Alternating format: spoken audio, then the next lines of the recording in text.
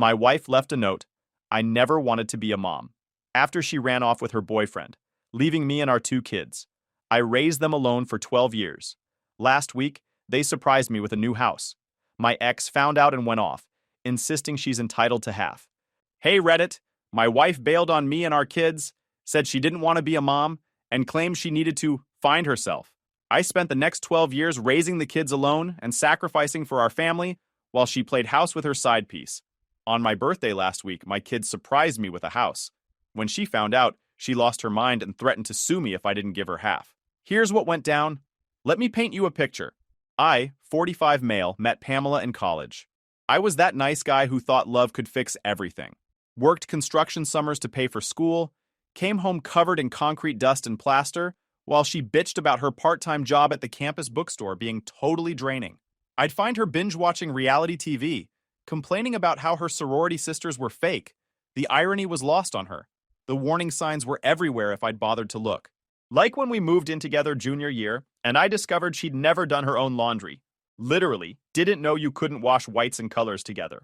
Or how she'd run up our grocery budget on organic bullshit and expensive wine, then act shocked when we couldn't afford textbooks.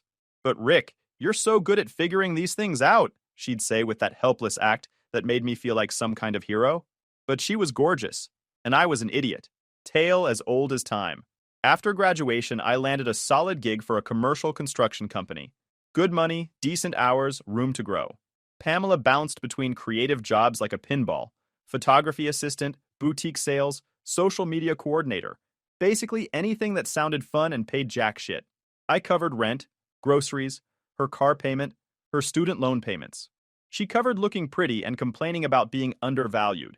When Valeria came along 2 years later, I was over the moon. Held that tiny girl in the hospital and felt something shift in my chest. Like every stupid decision I'd ever made suddenly had purpose. I was going to be the dad mine never was. Present, patient, actually giving a damn about this little human. Pamela?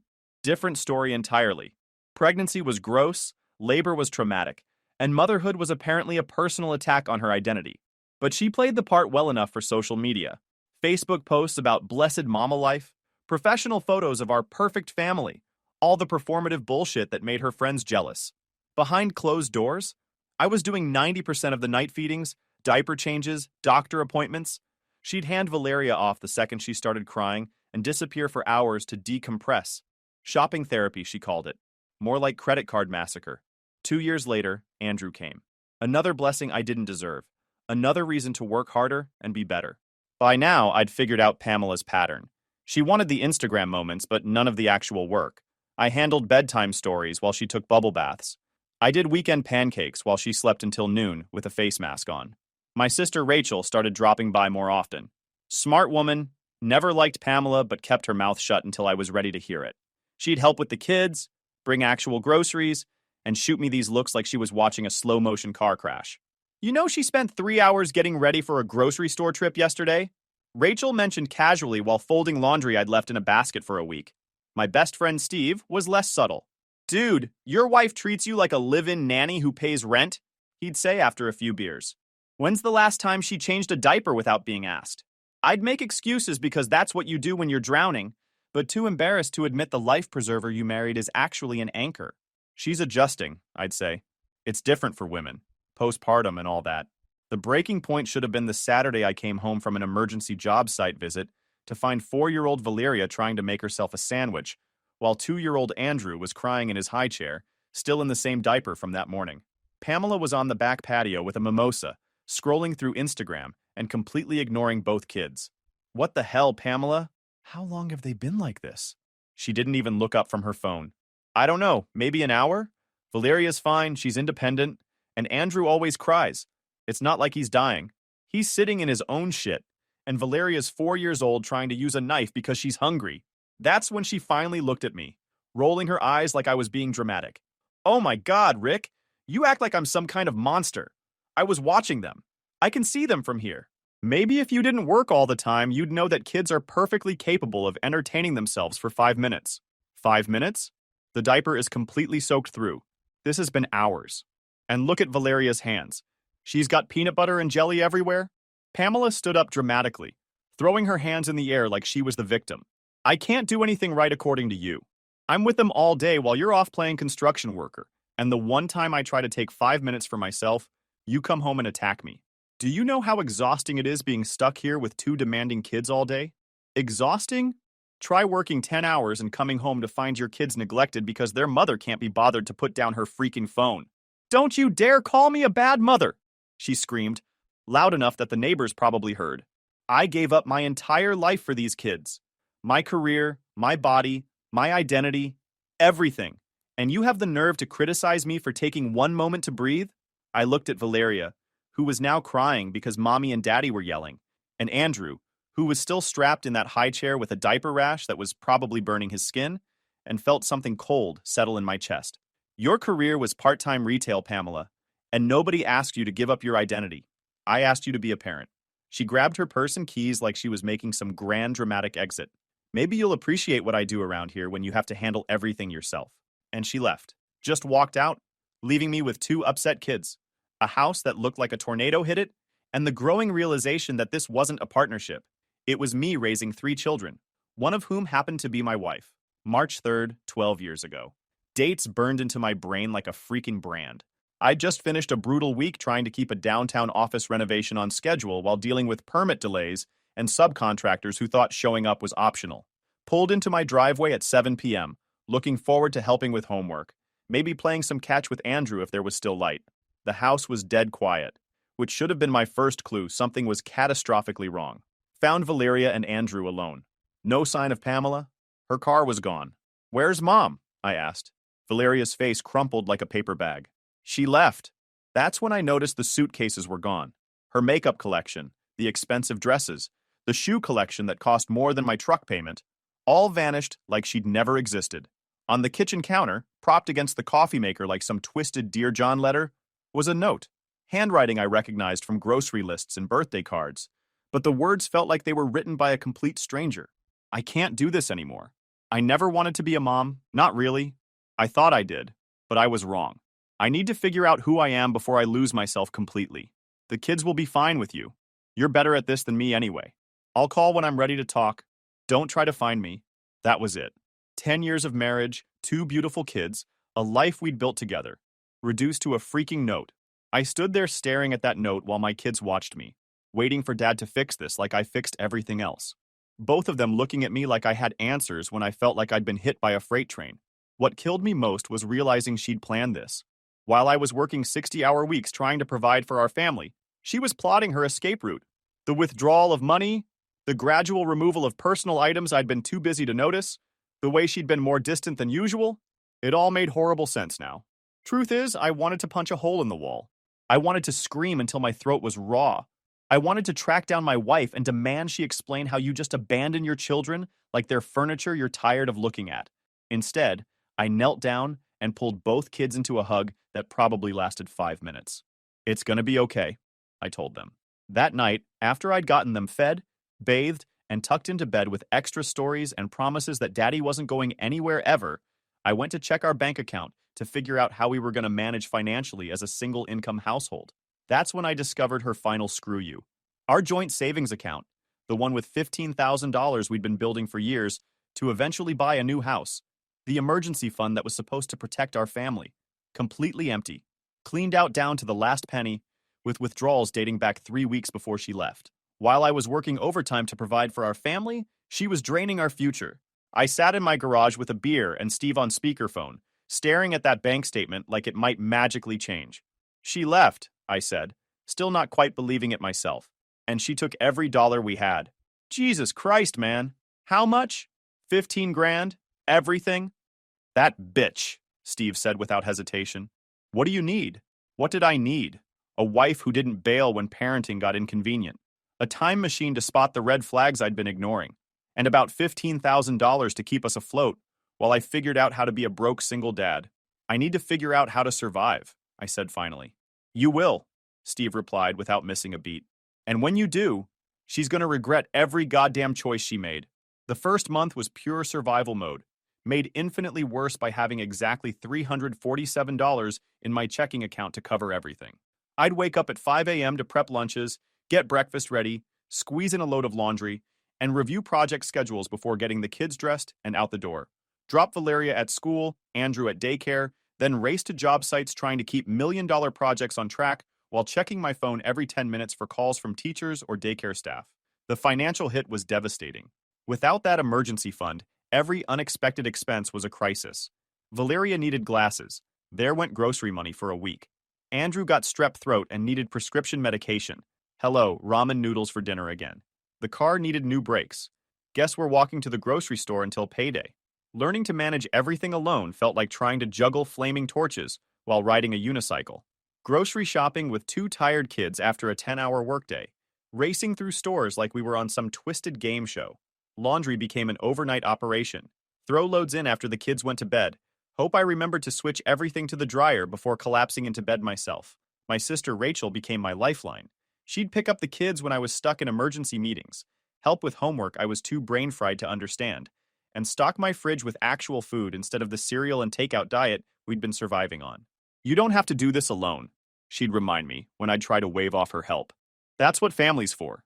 Steve stepped up too, becoming the fun uncle my kids had never really had. Weekend trips to hardware stores turned into adventures, teaching Andrew how to use tools safely, while Valeria learned to change oil in my truck. He'd bring pizza and stupid jokes, giving me an hour to shower and remember I was human. Uncle Steve's here became the battle cry that could stop any meltdown, homework frustration, or bedtime drama. He'd show up with his toolbox and some ridiculous project, building a treehouse, fixing the wobbly kitchen table, teaching Valeria how to throw a proper punch after some kid at school gave her shit. But the hardest part wasn't logistics. It was watching my kids process their mother's abandonment in real time, while I tried to hide the fact that we were basically broke. Valeria became hyper-responsible overnight, trying to take care of Andrew and me like she was the adult. Andrew started wetting the bed again and having nuclear meltdowns over tiny things, all that anger and confusion pouring out at random moments. The questions were the worst part. When's mommy coming home? Did we do something wrong? Why doesn't she call anymore? Is she coming to my birthday party? How do you explain to a 4-year-old that some people just aren't built for responsibility? That sometimes adults make selfish decisions that hurt everyone around them? I did my best with age-appropriate honesty, but some nights I'd lie awake wondering if my best was good enough or if I was screwing up my kids for life. Money became tighter than bark on a tree. Daycare costs tripled with overtime fees, babysitters for evening meetings that couldn't be rescheduled, school supplies and clothes. I picked up side work doing residential estimates on weekends. Valeria and Andrew often coming along to watch me measure rooms and calculate materials. There was this one Tuesday I'll never forget. Came down with the worst flu I'd had in years. Fever pushing 102, body aches that made standing up feel like torture. But we had exactly $23 in checking until Friday. Valeria needed lunch money, and Andrew was out of his asthma medication. Called in sick? Not an option when you're the only income keeping your family housed and fed. So I loaded up on whatever cold medicine we had, packed a thermos of coffee, and spent 10 hours inspecting foundation work in 30-degree weather, while feeling like I'd been hit by a truck. Came home that night, got the kids fed and homework done, then collapsed on the couch still in my work clothes. Valeria found me there the next morning, covered me with a blanket, and had breakfast ready before school. We learned to shop with coupons, buy generic brands, and make every dollar stretch until it screamed. Birthday parties were at home with sheet cake and backyard games. Christmas meant thoughtful gifts from the discount store and homemade decorations. But here's the thing that surprised me. Those kids adapted like absolute champions. Valeria became my co-pilot, helping coordinate schedules and remembering appointments I'd forget. Andrew turned into my shadow, wanting to help Daddy with everything from folding laundry to fixing leaky faucets. We developed our own rhythms. Saturday morning pancakes while planning our week, Sunday afternoon movies on the couch, bedtime stories where I'd make up adventures starring brave princesses named Valeria, and knights called Sir Andrew, who always saved the day. It wasn't the family I'd planned, but it was becoming something stronger, something real. Pamela called exactly twice in the first 6 months after she left. Both times drunk, both times completely fucking selfish. Call number 1 came 3 weeks after she abandoned us. I'd just gotten the kids to bed after a particularly brutal day. Andrew had a meltdown at school over a substitute teacher. Valeria was struggling with long division, and I discovered our washing machine was leaking all over the basement floor. The phone rings at 9 p.m. Unknown California number. "Hey, it's me," she says, like she'd just stepped out for groceries instead of abandoning her family. Where the hell are you, Pamela? San Diego. Look, I know you're mad, but I had to do this. I was dying inside, becoming someone I didn't recognize. I met someone who gets me, who sees the real me. Can you put them on the phone? I should have hung up right then. Should have told her to go straight to hell and blocked her number. Instead, I got the kids because I'm an idiot who thought they deserved to hear their mother's voice. Valeria's face lit up like Christmas morning when I said Mommy was on the phone. Her excitement turned to confusion as Pamela made awkward small talk for maybe 3 minutes before saying she had to go. Call number 2 happened 4 months later. This time she was crying, slurring about how hard everything was, how the guy she'd left us for turned out to be a piece of shit. He was married, she sobbed, had a whole family he never told me about. His wife showed up at my apartment and called me a home-wrecking whore. I lost my job, got evicted. I'm sleeping on some girl's couch in Fresno. Sounds rough, I said, not feeling an ounce of sympathy. I miss them, she continued. I miss being a family. I made a mistake, Rick. I could come back. We could try again. I'm different now. No, I said into the phone. We're done. Don't call here again. She screamed, threatened to take me to court for parental alienation, called me names that would make my construction crew blush. I hung up and changed our number the next day. That was the last we heard from her for over a decade.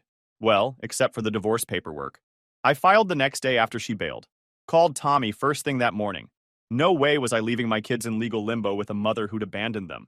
She didn't contest a single thing, didn't want the house, the cars, any of our shared assets, didn't fight for custody or even visitation rights.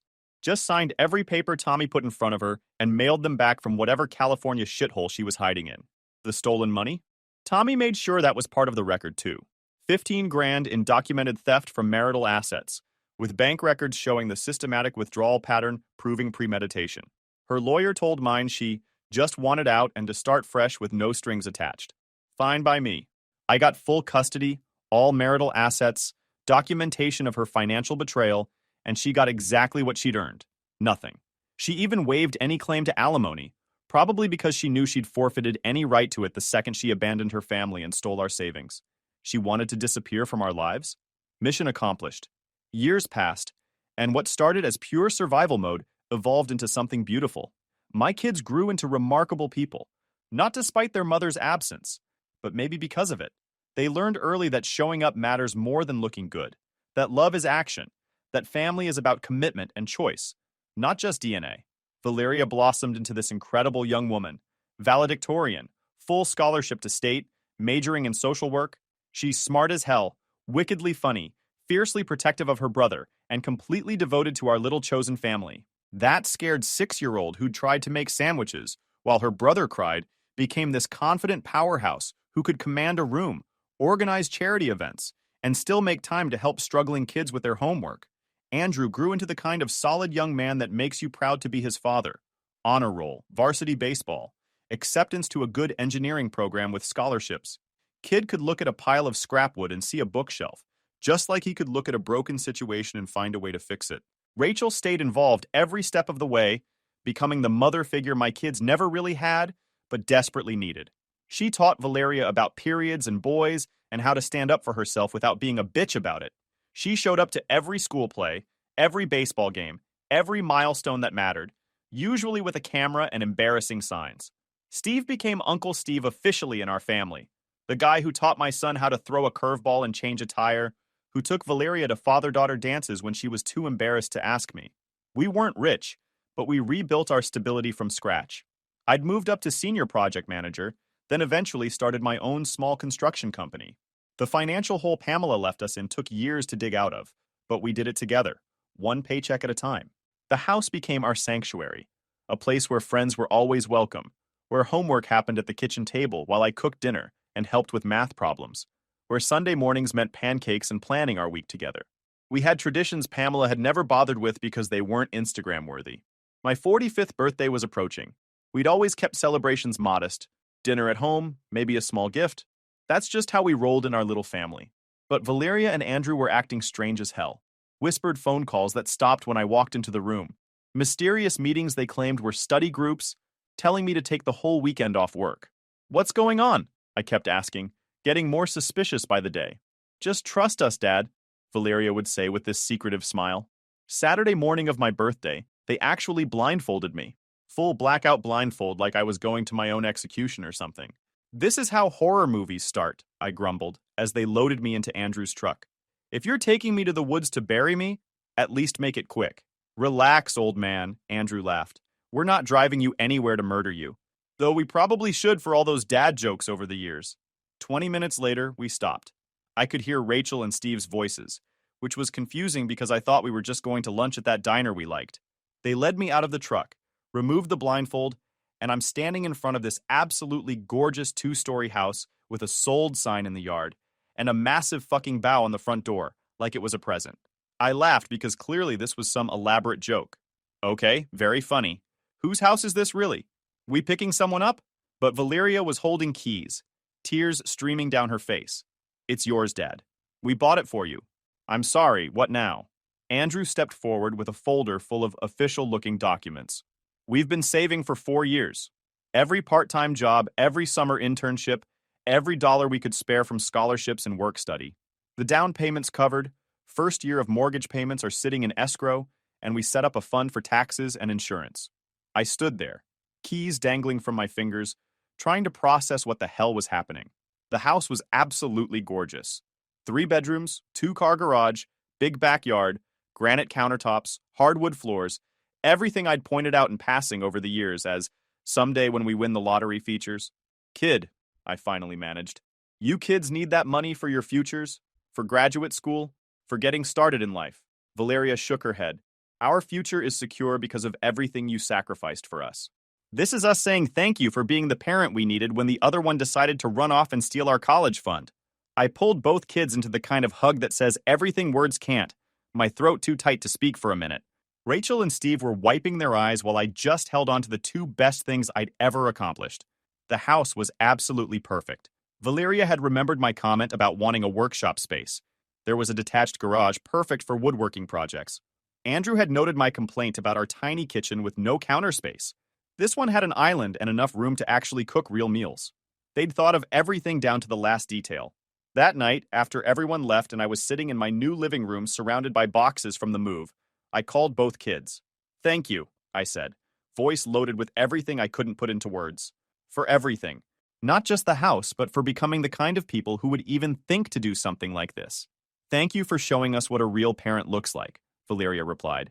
For never giving up on us even when it would have been easier. For exactly 1 week, life was absolutely perfect. The call came on a Tuesday morning while I was dealing with a plumbing emergency in my beautiful new house. Because of course my perfect week had to end with a burst pipe in the master bathroom. Unknown number. Is this Rick? The voice was older, rougher around the edges, from what sounded like too many cigarettes and probably too much cheap wine, but unmistakably Pamela, after 12 years of blessed silence. She sounded like she'd aged about 20 years. Jesus Christ, I muttered. What do you want? I saw Valeria's Facebook post about the house. That's quite a gift my children bought you. After 12 years of radio silence, she's claiming ownership like she'd been there for soccer games and homework help. What's your point, Pamela? My point is that I gave birth to those kids. I carried them for 9 months each, went through labor, nearly died bringing Andrew into this world. If anyone deserves a house from them, it's their actual mother. I had to sit down. The sheer audacity was absolutely breathtaking. You abandoned them 12 years ago. You haven't sent a birthday card, a Christmas gift, or a single dollar of child support. And you stole 15 grand from your own family on your way out the door. That doesn't matter. Her voice was rising, getting that shrill quality I remembered from our worst fights. I'm their mother. Their blood. Biology doesn't change just because you played house with them and turned them against me. And that money was legally mine too. Then she really let loose with the crazy. I've been talking to my lawyer about this. You poisoned them against me. Turned them into your little soldiers. That's parental alienation, and I can sue you for damages. They owe me at least half that house's value.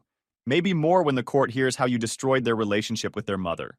I started laughing. Couldn't help it. Good luck with that legal theory, I said. They're adults who make their own decisions about their money and relationships.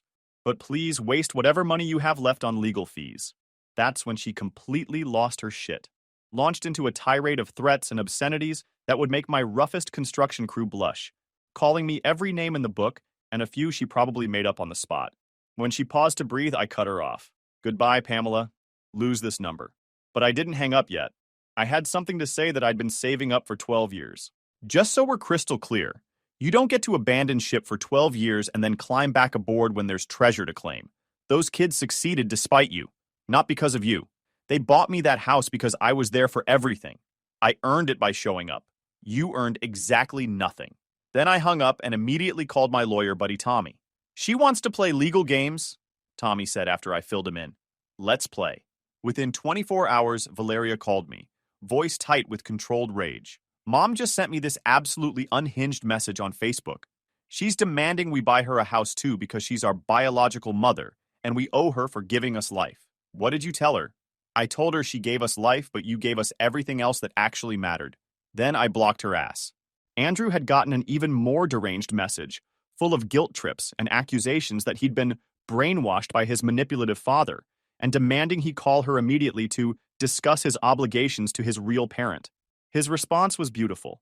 My real parent is the one who taught me to throw a curveball and helped with algebra homework at 11 p.m. Thanks for the DNA contribution 12 years ago, but that's where your involvement ended. But Pamela wasn't done with the manipulation.